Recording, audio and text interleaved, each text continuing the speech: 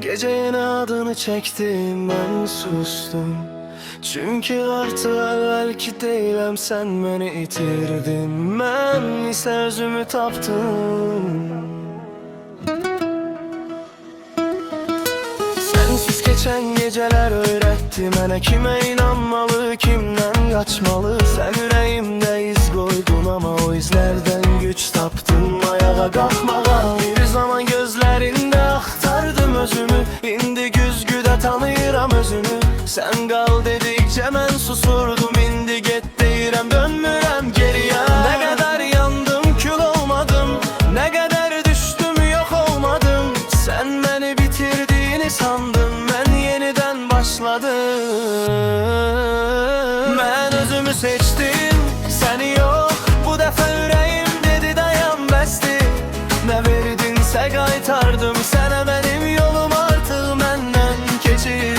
Ben özümü seçtim, geri yok. Adını silirəm gecelerimden. Sen benim keçmişim, sen ben ise geleceğim özellerimle.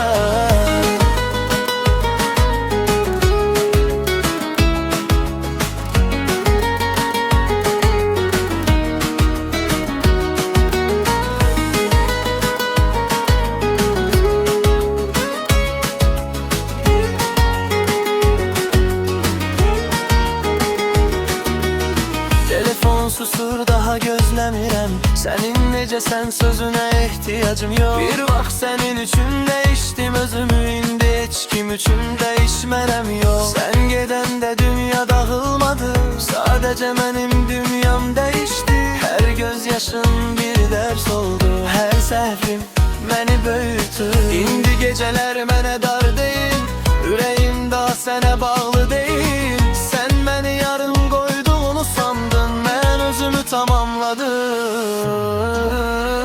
Ben özümü seçtim, seni yok. Bu defa yüreğim dedi dayan bəsdi.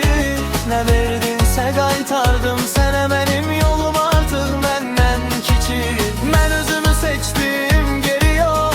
Adını silirəm gecelerimden. Sen benim keçmişim, sen ben ise geleceğim özellerimle.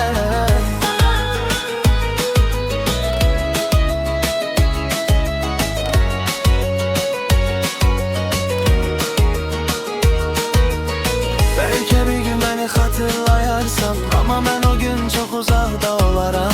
Senin verdiğin avrını yok, özüme verdirim değeri hatırlayaram. Artık korkmuram, çünkü itirecek hiç neyim kalmadı.